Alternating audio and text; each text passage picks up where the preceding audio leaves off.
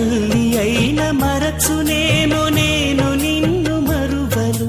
చూడుము నా అరచేతులలో నిన్ను చెక్కియున్నాను. నీ పాదము తొట్టిల్లనీయను నేను. నిన్ను కాపాడువాడు కునుకడు నిదురపోడు అని చెప్పి వాగ్దానం చేసిన యేసయ్యా తల్లిలా లాలించును.